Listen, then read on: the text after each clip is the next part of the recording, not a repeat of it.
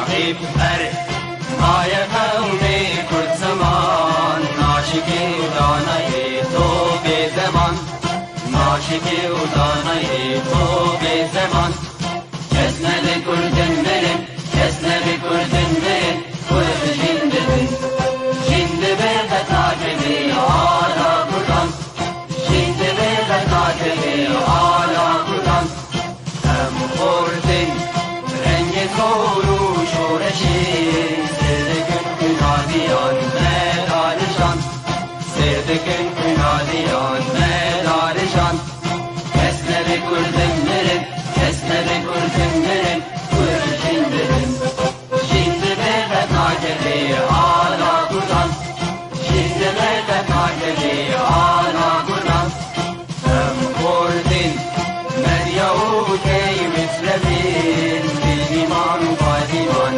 her iştiman bil iman fadiman kurdu Kurdistan kesnedi kurdinlerin kesnedi kurdinlerin kur jindibin jindibin ve takiri hala kudan jindibin ve takiri hala kudan Davi Kurdra bu yeserfi ve şiran Babı kıyne şimdikin taci cihan Babı kıyne şimdikin taci cihan Kesne bi kurdinlerin kesne bi kurdinlerin kur jindibin jindibin ve takiri hala kudan jindibin ve takiri hala kudan Kurdinun hep hazır o amadene can feda ne can feda her can feda can feda ne can feda her can feda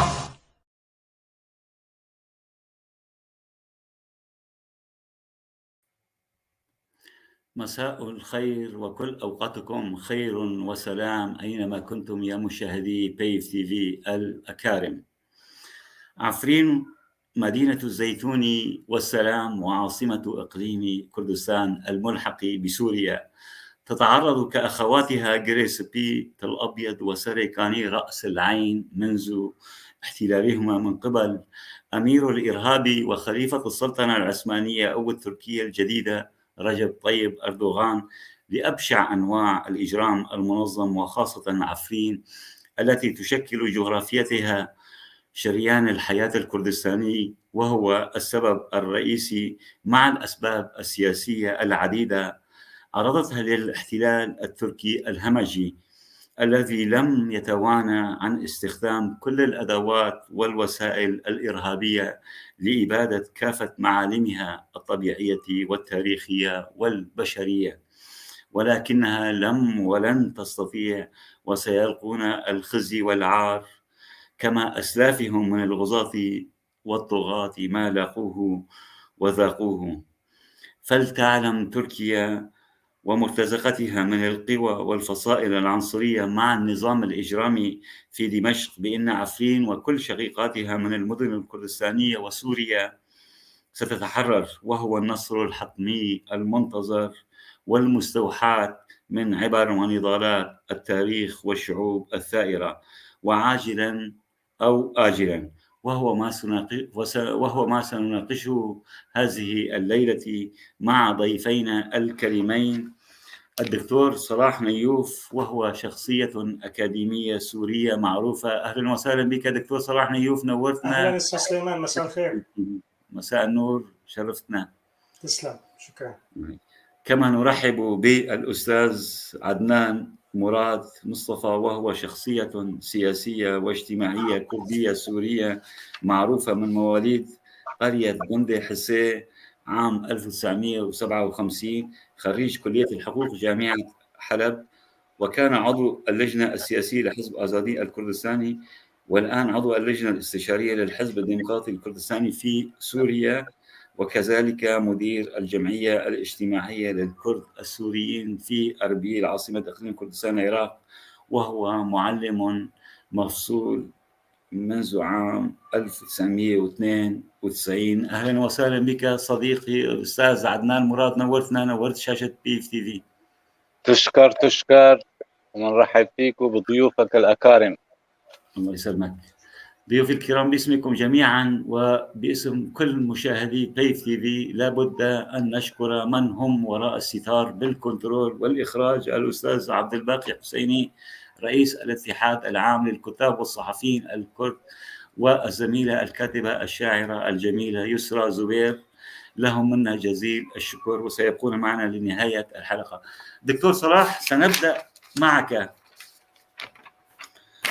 سوريا الآن محتلة من عدة دول وبمباركة من النظام وغالبية المعارضات وخاصة الائتلاف التي تدعم بقوة الاحتلال التركي العام في سوريا، وتحديدا في عفرين والمدن الكردية، وذلك وسط صمت ذليل من النظام والعالمين الإسلامي والعربي وتحديدا الدول العالمية الكبرى.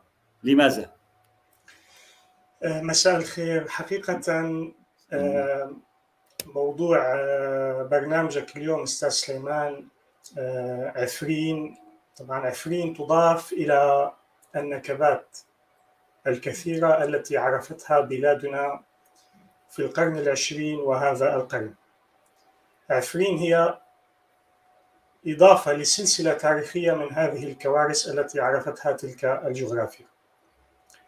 وعفرين يمكن أن نقول عنها قصة موت معلن. الجميع دون استثناء كان يعرف أن عفرين ستذهب إلى الحضن التركي وستقع بين مخالب التنظيمات الإرهابية الجهادية من المعارضة السورية. الجميع كان يدرك ذلك، لكنه لم يفعل شيئا. وأنا أقول أنها حالة شبه نادرة في التاريخ الجغرافي السياسي أن تكون منطقة مثل عفرين البلدة والقرى الجميلة، عفرين الغنية بزراعتها بتنوعها الثقافي واللغوي والإثني والديني وإلى آخره. عفرين هي رمز للتعايش المشترك. عفرين كان بالإمكان أن يبنى على قصتها الطويلة الشيء الكثير في سوريا، لكن اتفقوا جميعا على عفرين، وهذه حالة نادرة لأن الجميع رأى في عفرين، في وقوع عفرين بين أو تحت أقدام الاحتلال التركي المعارض السوري الإخوانجي السلفي، رأى فيه مصلحة له. من هنا أنا في رأيي الشخصي علينا أن نبدأ.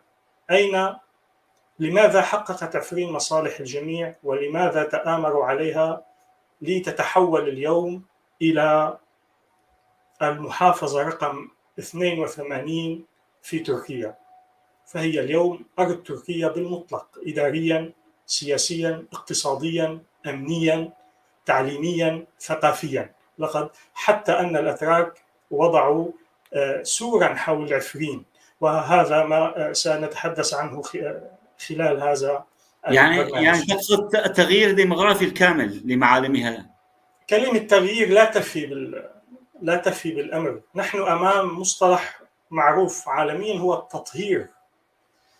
هذه حقيقة، لأنه عندما يتم استجلاب حوالي نصف مليون نسمة من مختلف المناطق في سوريا ومن تركيا ليحلوا مكان الشعب العفريني بكل تنوعه، فهذا يعني تطهير لا يعني تغيير. إذن نحن أمام كارثة سكت عنها الجميع، لا تقل عن أي كارثة استعمارية في منطقتنا. عفرين لا تقل بأي شيء ولا بأي شكل من الأشكال عن القضية الفلسطينية أبدا، ولا عن يعني أي قضية الهولوكوست الكردي في سوريا للأسف.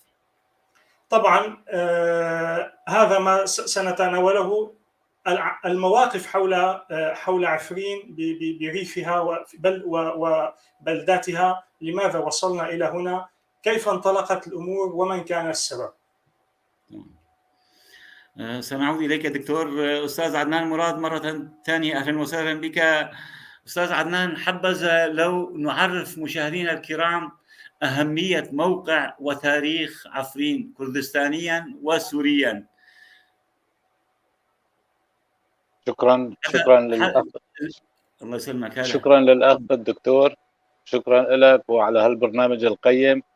فعلا الدكتور أحاط، يعني جاب مصطلحات وكلمات يمكن كنا نحن مثل ما تفضل أنه هذا تطهير وليس مجرد تغيير.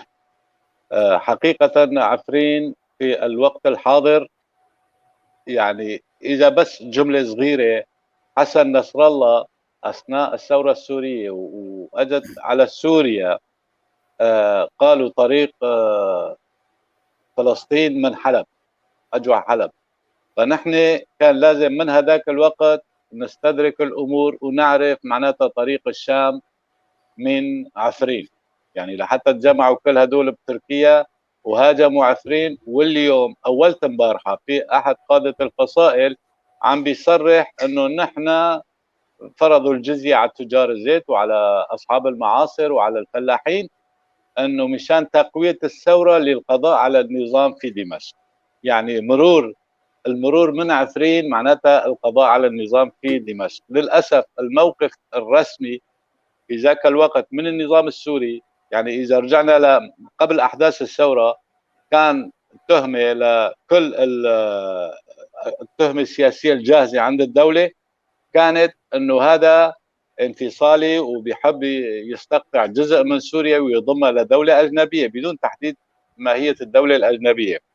مع الأسف النظام بنفسه وافق أثناء تبديل غوطة بعفرين، وافق يضم جزء من الدولة السورية للدولة العثمانية. المهم عفرين تقع في الشمال، في أقصى الشمال الغربي من سوريا، منطقة حيوية استراتيجية كرديا قريبة على البحر، منفذ على البحر،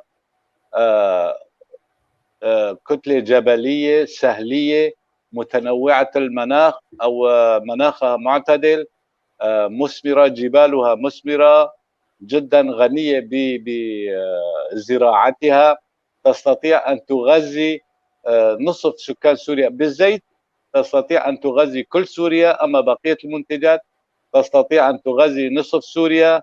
وعفرين كانت بإمكانها أن تدير نفسها بنفسها دون الحاجة إلى أي شيء يأتيه من الخارج. يعني كان في من حيث الزراعة، من حيث الاقتصاد، من حيث المعامل، يعني كان مدينة فعلا نموذجية في سوريا في الوقت الحاضر.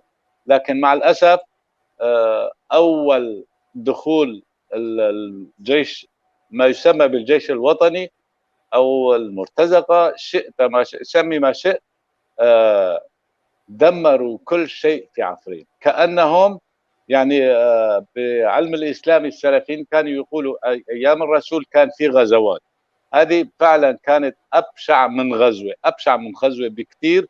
يعني ممكن في عهد الرسول كانوا يغزوا على بساطة، على جهل، على سلاح غير قوي، أما هذول دخلوا على عفرين بتكتيك، بدراية، بمعرفة، بإبادة البشر والحجر والشجر. يعني ما تركوا شيء بعفرين إلا ودمروها، وفينا نحكيها بالتفصيل، يعني وقت البرنامج أظن كافي وطويل لحتى نحسن نحكي كيف دمروا المزارات وقطعوا الأشجار.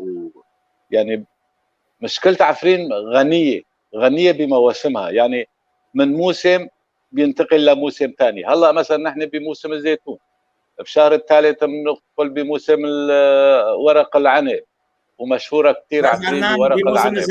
في موسم الزيتون وعم تقطع اشجار الزيتون، وفي موسم الزيتون تعصر الزيتون العفريني وتشحن الى تركيا وتصدر كبضاعه تركيه. لماذا؟ لان الدكتور اجاب عن هذا السؤال. عفرين اليوم ثقافيا تتبع للحكومه التركيه، اقتصاديا الليره التركيه هي الدارجه، الزيت تذهب باسم تركيا الى اسواق اوروبا. يعني عفرين حاليا محكومه من قبل تركيا، يعني عباره هذول المرتزقه يعني عباره عن اداه بيد تركيا، لا اكثر. يعني الشغله اللي بترضى عنها تركيا هن بيفعلوها مثل ما بدهم، وتركيا ما بتتدخل، وبتروح تشتكي على اساس في انه محاكم ومظالم ومدري شو، بتروح تشتكي يعني بكل بساطه بيقولوا معك الاتراك يابا انتم سوريين بين بعضكم، روحوا حلوا مشاكلكم. اما اذا شغله تركيا ما هي راضيانه عنها فورا بيسكتوا مباشره، يعني ما بيتحركوا او ما بيخطوا اي خطوه بدون علم تركيا. تركيا هي الحاكم الفعليه في عفرين. يعني اصبحت فعلا، انا من قبل يومين هون بهاولير السفير الروسي قال مصير عفرين يعني مصير مجهول مع الحل النهائي السوري مدري شو. قال ما حدا منا بيعرف، يعني حتى السفير هذا دولة عظمى، ما حدا منا بيعرف مصير عفرين. بمعنى ممكن مصير عفرين يكون مشابه او موازي مثل ما صار بلواء اسكندرون مع الاسف، ويكون ضم نهائي لتركيا، واللي شو اسمه الولايه 82 لتركيا. هذا شيء وارد، يعني بالمصطلح وارد جدا، وارد هيك يصير. فلذلك يعني كل تصرفات تركيا بعفرين، هلا عزاز وعفرين تبعد عن بعضهم 15 كيلومتر. المعامله في عزاز غير المعامله في عفرين. المعامله في ادلب شرقي يعني غربي عفرين في ادلب، غرب جنوب عفرين في ادلب. المعامله بادلب غير بعفرين، يعني بمعنى معناتها في شيء طبخه لعفرين خاصه، يعني غير عزاز وغير الباب وغير المناطق الثانيه اللي واقعه تحت الاحتلال التركي بين هلالين مثل ما بيقولوا.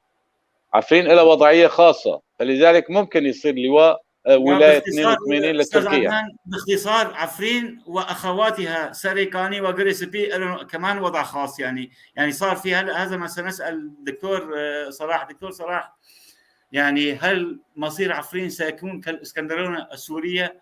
لماذا الصمت المحلي؟ اول شيء النظام صامت، يعني تنديد خجول ولو شفهي. تواطؤ المعارضات، الاطر المعارضه كافه وخاصه الائتلاف، يعني تواطؤ كامل وشريكه مع الاحتلال. يعني هل مصير عفرين والمدن الكردستانيه الملحق بسوريا راس العين وتل ابيض سيكون مصير اسكندرونه؟ فقط اذا سمحت لي استاذ سليمان، تفضل. بالنسبه لعفرين، يعني هي بالنسبه للاتراك ليست قضية جديدة بالنسبة للأتراك. الأتراك عينهم على عفرين على الأقل منذ الحرب العالمية الأولى. طبعا هذا ما لم تعرفه ولم تدركه القوى السياسية الكردية التي نسميها اليوم الإدارة الذاتية، لأنه بسبب مراهقتها السياسية وضعفها دكتور، هي ليست الاستراتيجي. كردية، عذرني، هي تقول عن نفسها أنا مش كردية، هي ليست كردية، الله يخليك. يعني أنا أتعامل مع المسميات كما هي، لكن لا بسبب لا، المراهقة هي ما تقول، هي حتى إدارة ذاتية لشمال شرق سوريا ما لها علاقة ولا كلمة ولا اسم كردي فيها. يعني للأسف أنا يعني قرأت، يعني تابعت قضية عفرين كما القضايا الأخرى في سوريا بعد عام 2011. وجدت أن هناك قصور سياسي واستراتيجي وتفكير كتير بسيط وضحل فيما يتعلق بهذه المناطق بسوريا. سأعود لعفرين. عفرين إذن الأتراك أرادوها منذ الحرب العالمية الأولى لأسباب كثيرة. إذا عدنا إلى التاريخ الاقتصادي قليلا، نرى أن خط الحديد مثلا، الخط سكك الحديد الذي ينطلق من الأناضول يمر في راجو وشمال عفرين ويصل إلى بغداد. هذا الخط الحديدي طبعا تنافست عليه دول كثيرة، منها الحلفاء فرنسا وبريطانيا وإيطاليا في الحرب العالمية الأولى في مواجهة الإمبراطورية العثمانية. منذ ذلك التاريخ والأتراك يريدون عفرين لأسباب كثيرة، منها كما تحدثت اقتصادية واستراتيجية. طبعا والعثمانيون كما جرت العادة في الكثير من الجغرافيات التي احتلوها تركوا وراءهم التركمان. طبعا التركمان، الفصائل التركمانية إن كانت بذراعها السياسي في ما يسمى الائتلاف الوطني السوري، وفي ذراعها الإرهابي العسكري في المرتزقة التركمانيين. هؤلاء طبعا التركمان شكلوا الذراع الضاربة في في اضطهاد وقتل ونهب عفرين، بالإضافة للمجموعات المسلحة الأخرى التي أتوا بها من حمص ومن دمشق أيضا. ونحن نعرف أن قائد شرطة عفرين في لحظة معينة كان من الرستم، يعني من آل طلاس، وهو متهم بحالات كان اغتصاب، يعني كما العائلة الكريمة دائما لها إرث في هذا الموضوع. فبالتالي إذن هناك كما قلت اجتمع الجميع على عفرين. هل ستذهب عفرين إلى غير رجعة؟ سؤال فعلا بين قوسين محزن، لأنه يبدو ذلك. لماذا؟ لو عدنا إلى عام 2018 تماما، اليوم التي بدأت فيه المدفعية التركية بقصف عفرين. طبعا وهنا لماذا أحمل المسؤولية للجهات الكردية التي كانت فاعلة على الأرض؟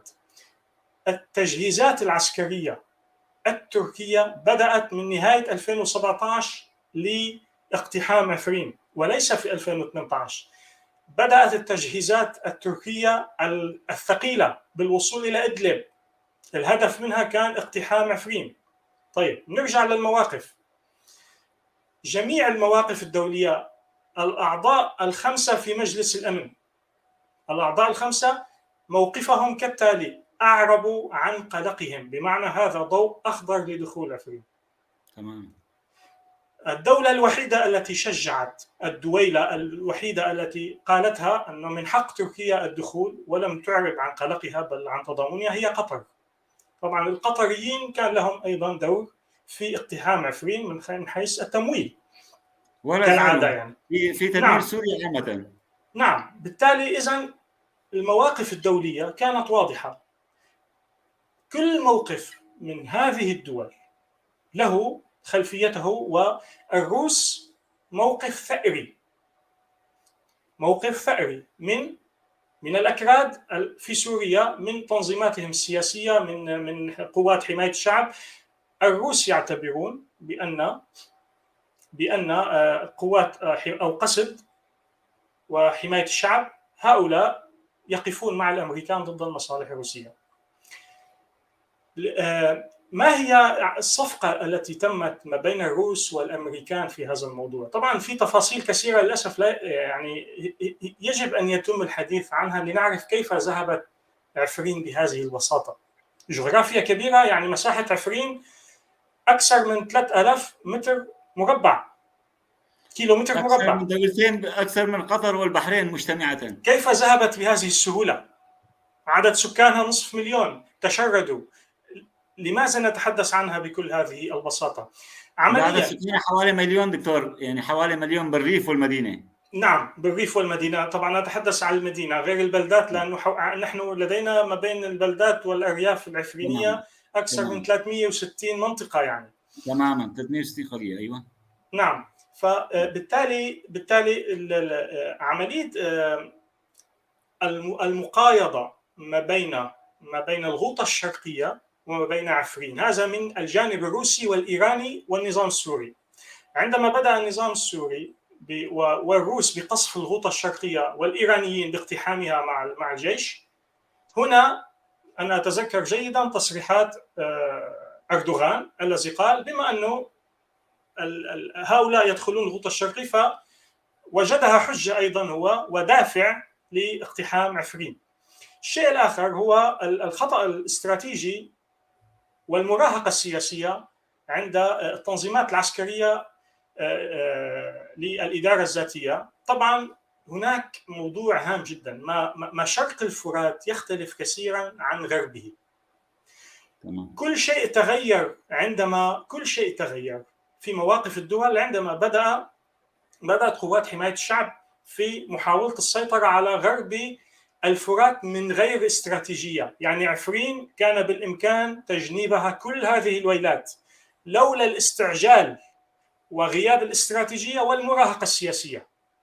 بالتالي الانطلاق نحو غرب الفرات ومن من منبج وجرابلس والباب، هذه المناطق التي أرادوا السيطرة عليها ودخلوا في نزاع، وانسحب الجيش الحكومي عام 2012 واستمروا حتى عام 2018، لم يفعلوا شيء سوى تأكيدا لكلامك دكتور، تأكيدا لكلامك، هناك من يحمل قوات الإدارة الذاتية مسؤولية احتلال عفرين بأنها شريكة فعلية لاحتلال عفرين عبر خلق مسببات عديدة. سنتحدث سياسة واستراتيجية وعسكرية. يعني مثلا عملية التي أعطت مبررات للجماعات الإرهابية الجهادية المدعومة من تركيا وقطر، التي هو مهاجمة تل رفعت. أنا لا أدري من هو وراء هذه الفكرة، أن تقوم قوات حماية الشعب بالتوجه نحو تل رفعت. أعطت جميع المبررات للدخول إلى عفرين، ثم انسحبوا منها، ومن ثم طلبوا من الدعم من النظام في دمشق، والنظام في دمشق هو سهل حركة المرور لقوات حماية الشعب من شرق الفرات إلى غربها عبر الأراضي التي تسيطر عليها الحكومة السورية. إذن كلها أخطاء استراتيجية، وكلها طبعا. أريد أن أقول شيء في غاية الأهمية هنا، حتى قوات حماية الشعب تحالفت في لحظة معينة مع جهات إسلامية في حلب، تحالفوا مع الإخوان المسلمين. الإخوان المسلمين لهم دور كبير جدا في الانتهاكات التي حصلت في عفرين، دور كبير جدا. الإخوان المسلمين السوريين وما زالوا ذراعهم العسكري له دور كبير في هذه الانتهاكات.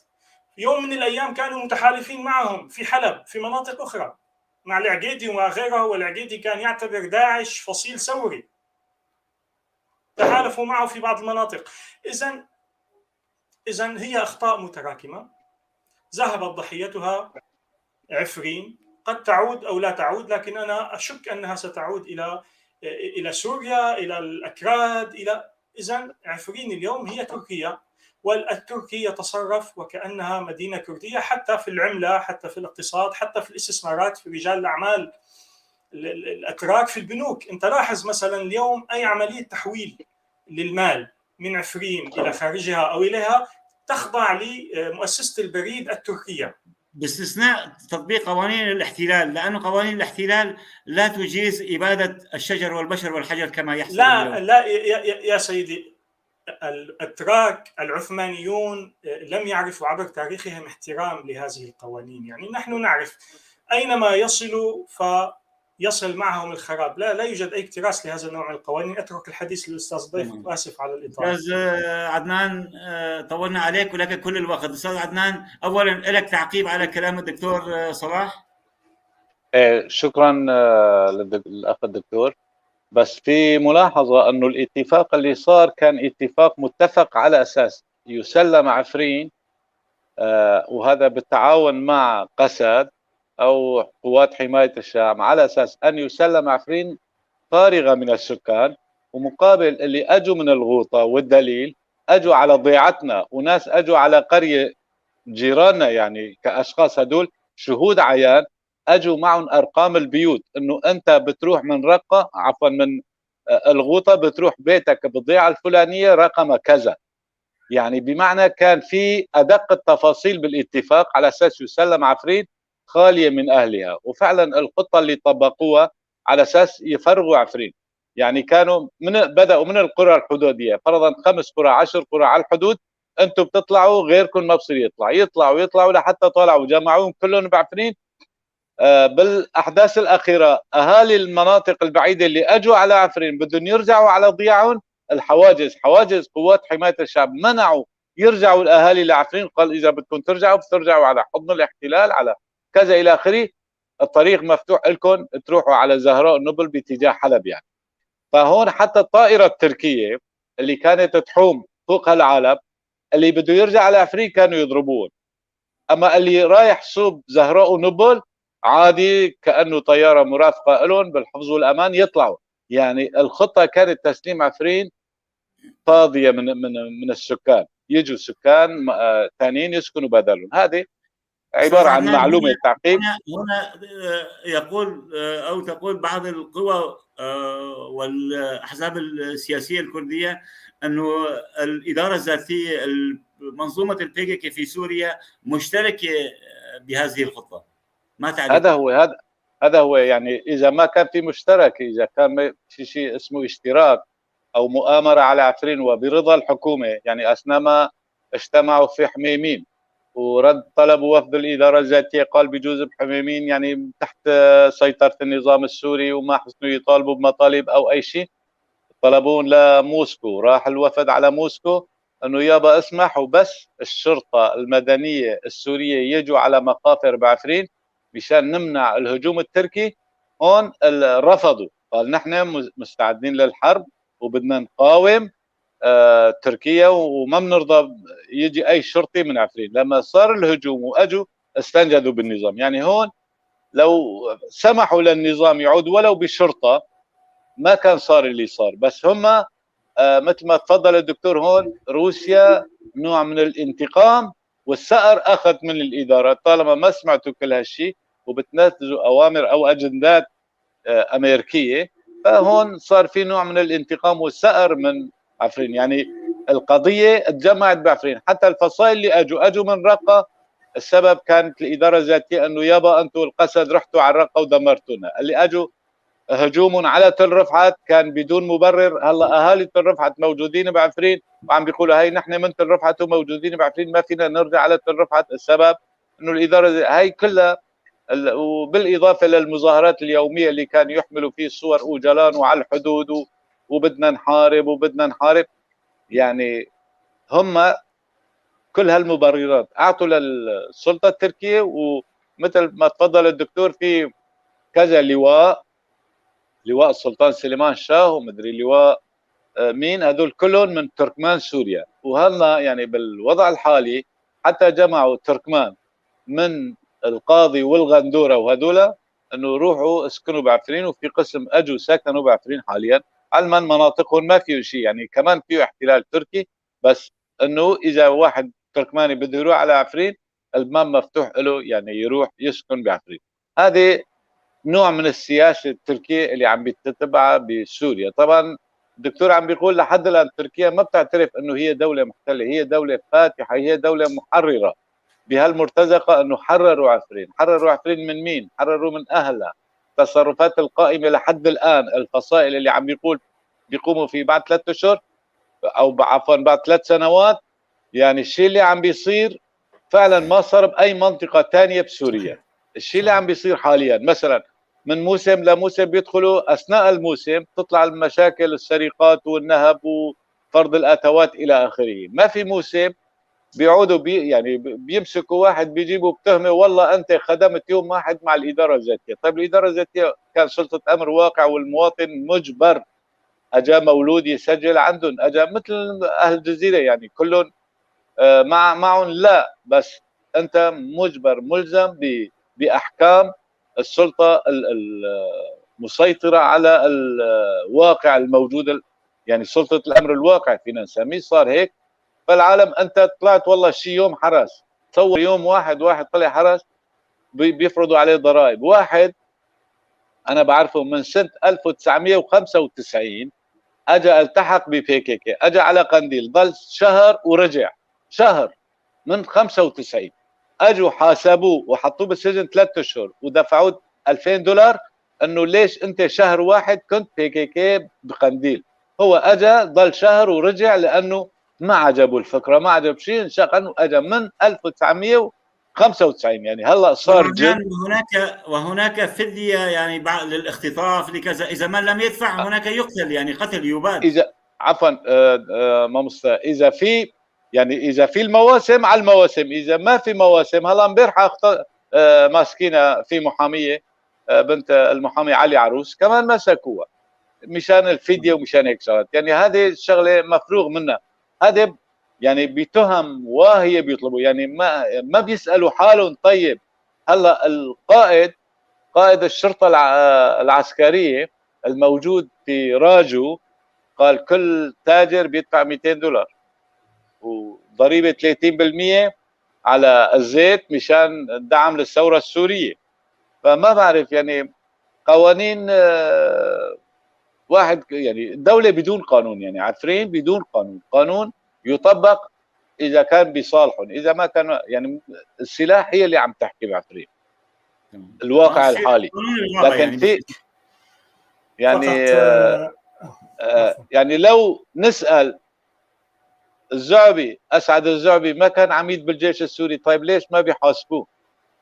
فلان كان بالأمن، هذا اللي براجو كان بأمن الدولة بعفرين، كان بعفرين وهلا هنيك ما بيسألوا ليش؟ بيسألوا واحد من 95 وهلا صاير جد، هذاك الوقت لسه ما كان متزوج، عم بيحاسبوه عليه. طيب ما بيحاسبوا حالهم؟ يعني هذا كل شيء مسموح له، صوت السلاح هو المسموع. تمام.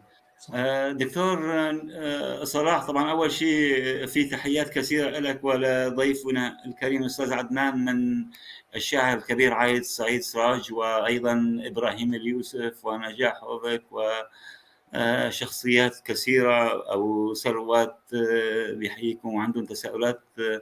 دكتور، السؤال المهم، نحن نعلم في أي بلد يقام ثورة على تطهير المجتمع من رواسب السلطة الفاسدة، ولكن أن يتحول ثوارها إلى مرتزقة ولصوص والتجار الوطنية، هذا ما لم نراه إلا في سوريا. يعني المعارضة شريكة الاحتلال، شريكة الإجرام.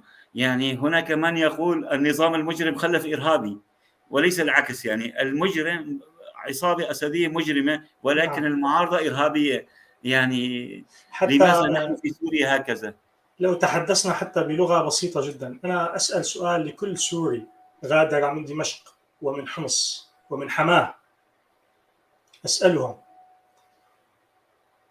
هؤلاء الذين تشدقوا بما يسمى ثورة، وهي لا علاقة لها بالثورات على الإطلاق، لا من قريب ولا من بعيد، لا نظريا ولا عمليا، هؤلاء كيف استطاعوا، الذين ذهبوا من دمشق وحمص وحماه وحلب، كيف استطاعوا؟ ألم يخجلوا على أنفسهم أن يدخلوا منازل العفرينيين ويسطوا عليها؟ كيف استطاعوا هم وعائلاتهم أن يفعلوا ذلك؟ باسم ماذا؟ ما هو المبرر؟ أنا يمكن ضمن حرب معينة أن نتفهم سيطرة جيش على مناطق، ميليشيات، جماعات تكفيرية إلى آخره. كيف يمكن أن نتفهم خروج عائلة من دمشق أو حماه أو حلب وتستوطن في منزل لعفريني في ريف أو في بلدات؟ إذن ما هي هذه الأخلاق؟ ما هي هذه القيم التي تجمع بين السوريين والتي سقطت جميعها في أول امتحان؟ بالتالي ما نسميه ثورة، هذه الثورة فاقدة لكل القيم دون استثناء. لا يوجد ثورة في العالم مهما كانت عنيفة إلى آخره إلا وأتت ببرنامج قيمي أخلاقي إنساني. هذه الثورة أدت إلى كوارث كبيرة جدا في البلاد. بالتالي السلوك الذي قام به هؤلاء المدنيون قبل الميليشيات، أسألهم كيف قبلوا ذلك؟ ما هي الأفكار في ذهنيتهم؟ ما هي القيم التي يملكونها حتى استطاعوا أن يفعلوا ذلك؟ أعتقد أفكار إخوانية دكتور، سلفية حتى إخوانية. كيف أولا، يعني طبعا الوحش الإرهابي التركي الذي دخل إلى عفرين أعطاهم أسبوعين للقيام بجميع الانتهاكات. يعني شيء لا يصدق، لم تحدث في العالم. أعطى الجيش التركي، المخابرات العامة التركية أعطت مهلة أسبوعين للفصائل، الإخوان المسلمين والسلفيين وتنظيم القاعدة وكل من قاتل فيما يسمى درع الفرات الذين أتوا بهم من الرقة إلى عفرين. أعطوهم فرصة أسبوعين للقيام بجميع الانتهاكات في عفرين. شيء لا يصدق، ونحن في القرن 21 وكلها يتم التغطية والتعمية عليها. ما هي هذه الانتهاكات؟ ما فعلوه في عفرين لم يحصل في مكان آخر في تاريخ سوريا منذ دخول العثمانيين للجغرافيا السورية حتى اليوم. أعطوهم مهلة للقتل، للسرقة، حتى الاغتصاب، فعلوا كل شيء. إذن اليوم هذا التناسق، هذا التناغم القيمي ما بين التركي والمعارضة السورية بكل فصائلها، هذا التناسق القيمي ليس صدفة، مشغول عليه ومتعوب عليه كتير. العفرينيون طبعا أنا هنا فكرة بسيطة وعلى السريع. صحيح أنا لن أخون يعني أي جهة كانت كردية أو غيرها موجودة في عفرين، لكن أنا كما أسميها هي مراهقة، هي سذاجة سياسية وجدناها عند كل ما يتعلق بالمجلس السوري أو بحماية الشعب أو قصد مراهقين. لا يوجد أي استراتيجية، فقدوا در التاج. يعني أنا سأذهب معهم، كانوا يريدون إقامة تمديد الإدارة الذاتية لغرب الفرات. إذن أنت بسطحيتك وبهذه الضحالة الاستراتيجية والسياسية فقدت در التاج المشروع الذي تسعى إليه أصلا. إذن ماذا تفعل؟ أدخلت الأتراك إليها، شردت الأكراد من عفرين، وأتمنى على كل سوري أن يعود لتاريخ هذه المدينة. أنا قلت هي رمز. الأتراك أيضا واحد من الجوانب أو الدوافع التي دفعتهم أيضا لما فعلوه في عفرين هي كونها رمز. لا يمكن أن تكون عفرين على حدود تركيا بما لها من ثقافة، من تعايش مشترك، من هذا الجمال بكل أبعاده في عفرين. هذا يزعج الأتراك، لا يمكن أن يستمر. وبالتالي كانوا متشجعون لكل أعمال التغيير والتطهير في عفرين. الناحية العسكرية أختم بجملتين. طبعا اليوم للمشاهدين أو لمن لا يدري كيف يتم تنسيق الأمور داخل عفرين، نحن أمام نوعين يسموه الكوماندوس العسكري التركي والكوماندوس السوري. الكوماندوس العسكري التركي مرتبط مباشرة بإدارة المخابرات التركية، وهي التي تشرف على كل التفاصيل. والكوماندوس السوري أو الشرطة المدنية السورية وهم يعملون على جمع النفايات العثمانية ونفايات المخابرات التركية في عفرين. إذن هذا الموضوع يقودنا في النهاية إلى طرح ما هي هذه الثورة؟ لماذا انطلقت للدمار؟ ولو لم تكن للدمار لما كانت قد دعمت من الأتراك ومن القطريين مثلا. وخسارة عفرين هي جرح، هذا جرح لكل سوري. دكتور صلاح، والصمت الدولي يعني لماذا الصمت الدولي والإسلامي تحديدا؟ أليسوا الكرد مسلمين؟ يعني أنا على السريع طبعا الأوروبيين لم يقفوا موقف صارم ضد هذا الأمر. لماذا؟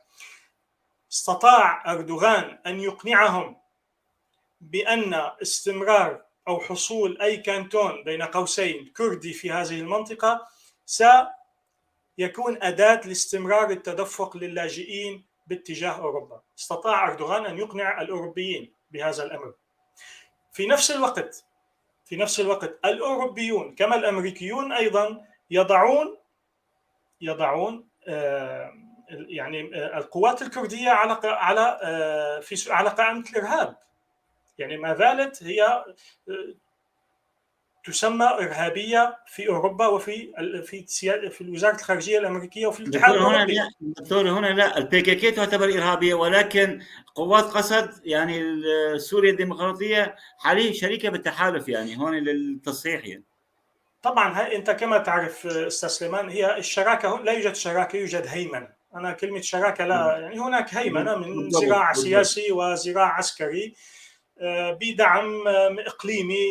يعني شفنا المقابلة الطويلة للرجل الثاني في البي كي كي التركي في صحيفة النهار، والمقابلة المطولة له أظهر حقيقة وجودهم ودورهم في تدمير أي حركة تحرر في أي جزء كردستاني. هذا كلامه. نعم، هذا لقاءه الطويل يفسر كل هذه القضايا. وبالتالي هذه لم تكن ثورة حتى يعني تحقق شيء ما أو تقف ضد أو تكون فيها قيم تقف ضد ما جرى في عفرين. لم نلحظ هذه المواقف التي يبنى عليها.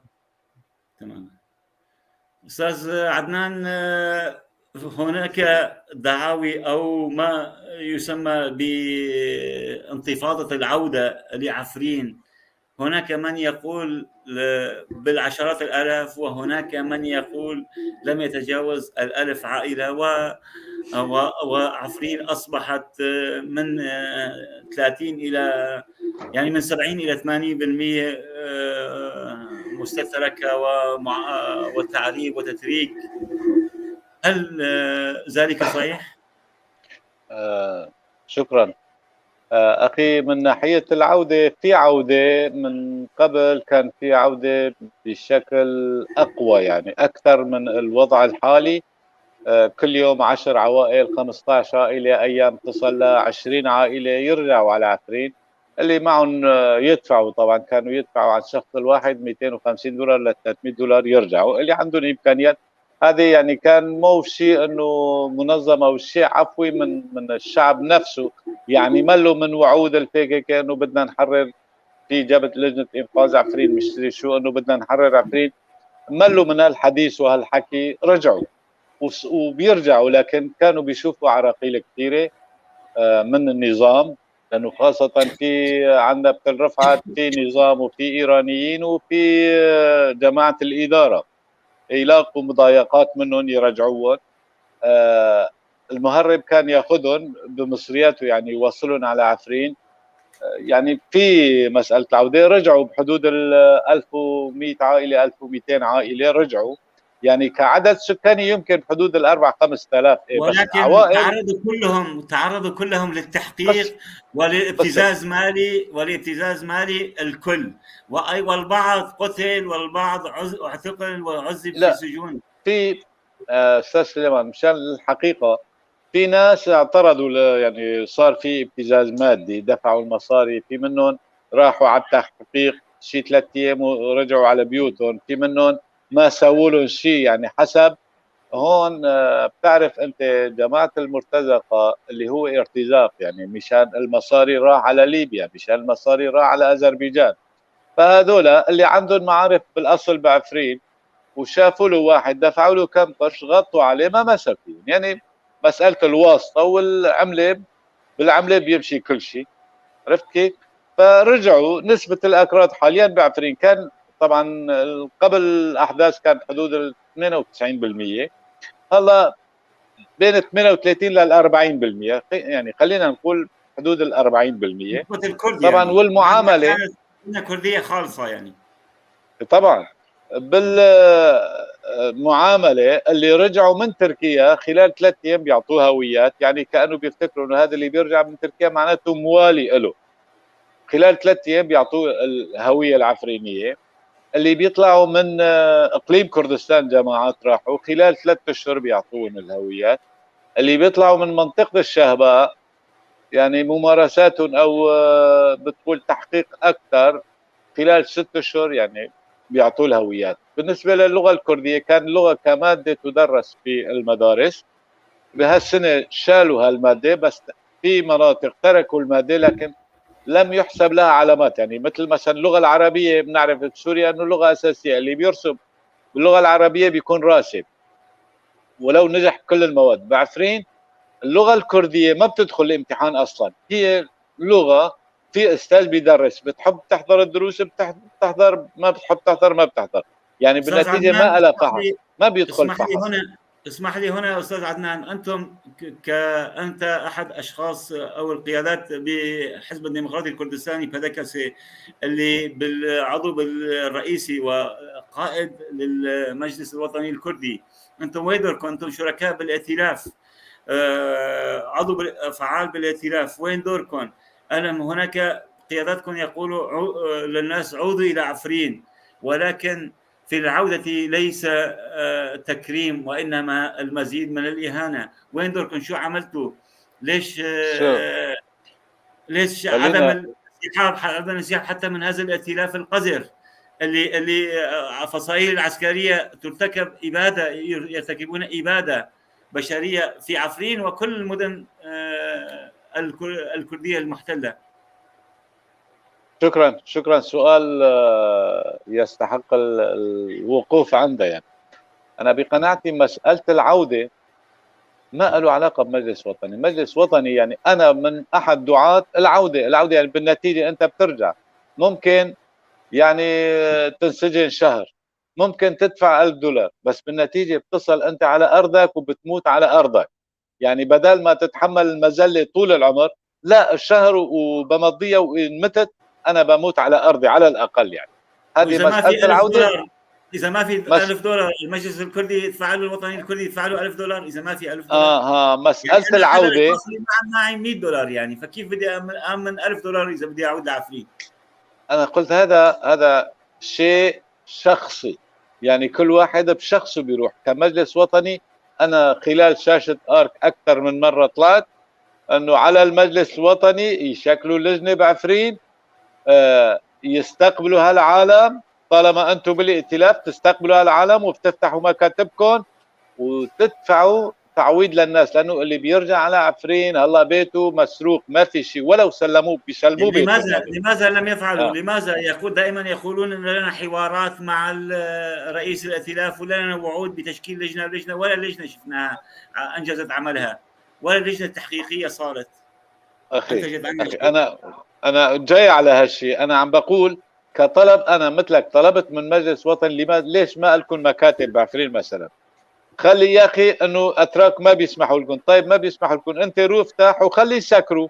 هي ناحيه ثانيه، اذا ما لك دور بالائتلاف يا اخي راجع حالك، اطلع من هالائتلاف وككتله كرديه روح مع المعارضه. يعني انت معارض تمام، مع المعارضه ككتله كرديه ضمن وفد المعارضه روح على المفاوضات، بس مو شرط مع يعني يكون لهم موقف واضح. على عسى ولعل يراجعوا مواقفهم ويتجلس هالموقف. لكن انه مسألة تقصير، في تقصير فوق الحد. يعني صراحة في تقصير من المجلس الوطني داخل الائتلاف. يعني الائتلاف طالما انت لحد الان مانك متفق معه على الشيء، الائتلاف هو اللي بعث الجنود السوريين لأذربيجان، الائتلاف هو اللي بعث الجنود السوريين على ليبيا، الائتلاف اللي بيعمل كل هالشيء بعفرين، الائتلاف اللي بيعمل كل هالشيء بسريكانية وبريسبي. حتى اللي قتلوا بناغورني كاراباخ منطقة كردية هناك، يعني للتأكيد هنا كمان يعني في ناغورني يعني كاراباخ. ليش البقاء في الائتلاف علما ما في أي وثيقة موقعة مع الائتلاف لصالح ككرد بسوريا بشكل عام؟ فهون بصراحة يعني بمناسبة الذكرى 10 لتأسيس المجلس الوطني، على أساس يعملوا مراجعة شاملة للعمل اللي قاموا فيه وللأخطاء اللي وقعوا فيه، ولازم يتداركوا هالموقف. يعني يكون في موقف واضح وصريح من الائتلاف. هذا طلبنا جميعا، نحن كلياتنا بنطلب موقف واضح وصريح من الائتلاف. كون الائتلاف صار ائتلاف تركي معارض للوطن السوري، يعني مو بس انه معارضه، كون الائتلاف على اساس دستور جديد. هلا الدستور كمان صار فيه قرقعه الدستور، يعني اصلاح دستوري. كون يعني ما ضل شيء اسمه ائتلاف، صار ائتلاف تركي، ما ضل ائتلاف سوري معارض. الشخصيات الوطنيه المعارضه ضمن الائتلاف انسحبوا، ما ضل حدا. يعني ضل شله مرتزقه جوات الائتلاف في تركيا. ونحن بنطالب المجلس الوطني خلال شاشتكم وعلى الارك عم بطلع، وان شاء الله بالحزم عم نحكي انه شو دورنا. يعني حاج كفى، لازم يكون في موقف للمجلس الوطني. ونحن نضم صوتنا لصوتك ونتمنى يعني أستاذ سليمان المجلس الوطني الكردي دوره هذا. بس الدكتور تأخرنا عليك، لكن لا أبدا، مو مشان تأخير، فقط في سؤال إجاني برسالة يعني هو الأسئلة يجب أن تمر عبرك لا شك، لكن استفسار صغير عن موقف سوريا وروسيا وتركيا حول عفرين. فإذا بتسمح لي بثواني قليلة فقط. في أستاذ خليل كدار، خليل كدار عم يسأل يعني. طبعا أنا سأعود إلى الأستاذ خليل، لكن إذا سمحت لي فقط طبعا نحن في السياسة والأعمال الاستراتيجية الكبرى واستراتيجيات الدول يجب دائما أن نكون عقلانيين ونحلل ونفكك ونفكر. بالنسبة لموقف النظام السوري من عفرين، حقيقة هو يخدم مصلحة هذا النظام بكل تأكيد. لماذا؟ لأن خروج عفرين، هذا جوابي على السؤال، يعني لأن خروج عفرين من الشريط الجغرافي الذي أرادت قوات حماية الشعب أو الإدارة الذاتية أن تسيطر عليه هو يخدم بكل بساطة يخدم مصلحة النظام، وبالتالي دخول تركيا بين قوسين بضمانات روسية إلى عفرين يخدم النظام السوري. أما بالنسبة للموقف الروسي التركي المشترك داخل عفرين، حقيقة هنا يجب ألا ننسى شيئين أساسيين. نحن في مفاوضات استانا وسوتشي، استانا هي كانت تحت قيادة إيرانية تركية روسية، وبالتالي أيضا أردوغان قال أنه لن يكون جزء من استانا إذا لم يتم التستر على ما يحصل في عفرين. أما سوتشي هي مفاوضات سوتشي هي المفاوضات التي حاولت روسيا من خلالها أن تقدم نفسها كدولة صانعة للسلام في المنطقة، وبالتالي كانت من مصلحتها الكبرى أن تبقى تركيا جزءا من سوتشي. وبالتالي أردوغان أيضا بدوره هدد بأنه لن يكون جزء من هذه العملية إذا لم يتم السكوت عن عفرين. وملاحظة إضافية دكتور أنه روسيا إحدى القوى الكبرى المحتلة بمباركة النظام كمان، يعني هي نقطة جدا يجب أن في البداية أنا قلت منذ البداية روسيا طبعا لها دور فقط، يعني الدور الوحيد بين قوسين الإيجابي للروس هو إيقاف زحف حوالي 100,000 كانوا متجمعون في إدلب وريف اللاذقية للسيطرة على الساحل بعد أن انهار النظام كليا ومعه إيران وحزب الله، وانهارت جميع الميليشيات التي استخدموها من الخارج، والجيش السوري الحكومي انهاروا جميعا أمام زحف العناصر الجهادية وكل من لف من داخل وخارج البلاد.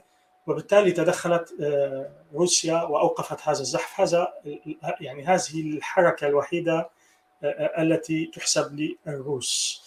أما ما عدا ذلك الناس أو السوريين لا يعرفوا معنى، يعني الروس موجودين في المنطقة على السواحل السورية منذ زمن طويل جدا، يعني من القرن التاسع عشر، والتعامل مع الروسي صعب جدا. الروسي عندما يحتل مكان لا يخرج منه بسهولة أبدا، ونأمل أن يخرج من وطننا بسهولة قريبا. دكتور فعلا الوقت معكم ممتع، وصلنا إلى تقريبا نهاية البرنامج. سؤالي الأخير لكما الاثنين دكتور، يعني لابد أن نناقش الوضع السوري. يعني سوريا بعد ما تفضلتم أنتم الاثنين يعني فقدت كافة مظاهر السيادة والقرار من يد السوريين. الآن ما في شيء قرار سوري بيد السوري، ولا في شيء اسمه سيادة. صار عندما نقول سيادة صارت أضحوكة، يعني أنه السيادة السورية كل ما في مرتزق، ما في دولة إرهابية إلا واغتصبت جزءا من الأرض والساحة السورية. برأيك ما مصير بلدنا؟ هل نحن أمام إعادة تأهيل النظام وحكم حافظ أسد الثاني ابن بشار الذي الآن يظهر له بعض اللقطات وهو يوقع في مديرية التربية ويقوم له وزير التربية بضرب تحية، أم نحن أمام سوريا الديمقراطية العددية العلمانية الفيدرالية الذي ننشده وينشده غالبية أو كل أحرار سوريا؟ أترك الجواب للأستاذ الضيف لأني أنا أنهيت الحديث في المرة السابقة. لا، هي منكم من الضيف، هذا السؤال مشترك. شكرا دكتورنا الكريم.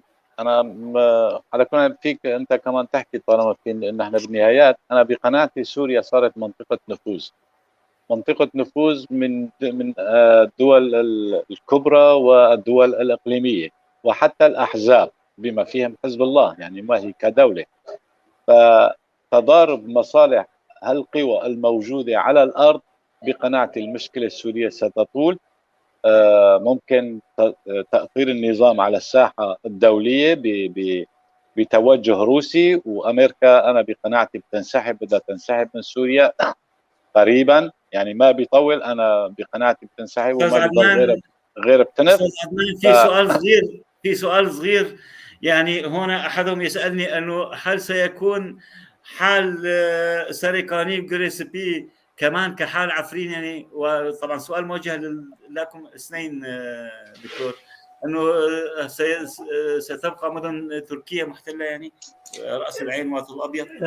عفوا، تفضل. أنا بقناعتي ممكن في يعني اتفاق بين حتى إدارة الأمر الواقع وهذول أنه ينسحبوا 35 كيلومتر، فممكن تطبيق الاتفاق وتنسحب تركيا من جريسبي وسريكانيا. منطقة عفرين غير كيف هناك يعني خوف، الجغرافية، هناك خوف وتهديد أردوغاني، هناك خوف وتهديد أردوغاني باجتياح كوباني ودرباسية وغيرها، وعفوا أنا بقناعتي الاجتياح ممكن بكير، بدأ وقت، لأنه لحد الآن لسه ما صار في شيء ضوء أخضر من روسيا أو من أمريكا، يعني أنه يهاجموا، فقط اغتيالات عن طريق الدرونات. أنا بقناعتي ضوء أخضر لتركيا حاليا مرحلة الاغتيالات، يعني إذا صار مشي الحال بالاغتيالات بالشخصيات المطلوبة. بنصف دقيقة مصير سوريا هل نحو الانهيار أو يعني بتبقى بوضع حالي تأهيل بشار، أم نحو سوريا المنشودة، سوريا ديمقراطية تعددية فيدرالية؟ بأقل من دقيقة. سوريا مجهولة المستقبل، مجهولة المصير والمستقبل. دكتور عدنان، هل مصير رأس العين والأبيض سيكون كمصير عفرين واسكندرونة؟ ومصير سوريا كلها أين؟ هل سنكون أمام سوريا المنشودة، أم سنكون في سوريا حافظ أسد الثاني؟ فيما يتعلق بجميع مدن الحزام الجغرافي السوري الشمالي كلها، حقيقة هنا بعجالة إن الانقسام الكردي هو أكبر مشكلة يعاني منها الأكراد في سوريا. هذا الانقسام يعود إلى قرون طويلة جدا، منذ أيام الصراع الصفوي العثماني انقسم الأكراد فيما بينهم على الأرض. استمر هذا الانقسام حتى اليوم. يجب أن يعودوا إلى المفاوضات فيما بينهم للحديث عن مصالحهم وعن وجودهم كجزء من شعوب هذه المنطقة. من غير ذلك تركيا مستمرة بين قوسين في نجاحاتها الأمنية القومية، بين قوسين من وجهة نظرها طبعا مستمرة. لن يستطيع أحد إيقاف تركيا اليوم لأنها تلبي مصالح جميع القوى الغربية. تمام دكتور، في سؤال لك فيما يتعلق بالنظام، طبعا النظام الديكتاتورية هي مؤسسة مثلها مثل الديمقراطية. تفكيك الديكتاتورية سيؤدي إلى كوارث كبيرة، وأدت ونشاهد ذلك في سوريا. النظام الديكتاتوري السوري هو مثل برميل مسقوب ب1000 ثقب، والماء يخرج منه، لا يمكن أبدا إصلاح هذا البرميل، هذا مستحيل. أما الترويج على أن النظام، إعادة تأهيل النظام، يمكن أن يتم تأهيله كما قلت أكثر من مرة عربيا، أما عالميا دوليا غربيا لا يحلم فيها. هذا أمر غير ممكن نهائيا، لأنه لا يوجد أصلا هناك نظام اليوم في دكتور. باختصار، في سؤال من صديقنا دكتور صلاح حدو بيسألك: ألا يعتبر موقف الحكومة السورية خائنا للدستور السوري كونه لم يطلق مضاداته الأرضية أبدا من جهة، ولم يدعو مجلس الأمن للانعقاد حتى على الأقل؟ طبعا كما تحدثت، كان هناك مصلحة للنظام السوري بدخول تركيا لعفرين، حتى نتحدث بسياسة يعني. الأمر هذه كانت مصلحة النظام. الشيء الآخر هي وأنا الدار خليل قرأت له تصريح منذ قديم إذا أتذكر، قال: عرضت علينا روسيا، بالحرف الواحد، عرضت علينا روسيا والنظام السوري أن نخرج من عفرين وأن يدخل الجيش السوري الحكومي إلى عفرين وبضمانات روسية، لكنهم رفضوا حماية الشعب رفضت، وهذا هو الخطأ الاستراتيجي الذي مراهقة كان على النظام أن يدخل إلى عفرين. هذا الخطأ معروف من وراءه. طبعا النظام السوري كان على علاقات، أن اتفاقية أضنا أستاذ سليمان تعرفها ويعرفها الجميع، تسمح لتركيا الذي وقعها الرئيس السوري السابق، وقعها مع تركيا، تسمح للقوات التركية بالتغلغل في الأراضي السورية. هذه هي الاتفاقية الأمنية لأضنا. تركيا تصرفت بناء لقاء تسليم عبد الله أوجلان تماما، يعني تركيا تصرفت حتى بناء على بين قوسين هذا السلوك اللا شرعي للنظام السوري، وتوقيع اتفاقيات سرية لم يكشف عنها إلا لاحقا. والآن رفاق عبد الله أوجلان حلفاء النظام. شكرا دكتور صلاح. آخر كلمة لك أستاذ عدنان مراد بدقيقة، ماذا تقول لأهلنا في عفرين، لكل سوريا؟ ما مصير عفرين؟ ما مصير، شو كلمتك الأخيرة لعفرين ولكل السوريين؟ أنا بالنسبة لكل السوريين أنا بقول أنه لازم يتغير هالذهنية. إذا ما غيرنا من هالذهنية الشوفينية الدينية الفكرية، المنظومة الفكرية إذا ما تغيرت، سوريا نحو المجهول. لازم يكون في تغيير منظومة فكرية جديدة شاملة، نقضي على هالذهنية، الذهنية القومية نشأت، الطائفية العشائرية، ذهنية السلطة، ذهنية أمر الواقع، نغير من هالذهنية وكلياتنا نتقبل بعضنا البعض. بالنتيجة نحن سوريين وجراحنا واحد، وكانت ثورة الكرامة صارت ثورة اللا كرامة. كلياتنا نراجع حالنا لحتى نعرف نرسم مستقبل جديد لسوريا المستقبل، وإلا مصير سوريا بهالأفكار نحو المجهول. شكرا. شكرا لك. هل لك تعليق أو كلمة دكتور صلاح؟ طبعا أنا باعتبار يعني كنا نتحدث عن عفرين، وأنا قلت الأمر في عفرين هي مدخل، عفرين ستبقى مدخل تركي آخر لمناطق سورية أخرى، وسنرى ذلك لاحقا إذا لم يتم إعادة صياغة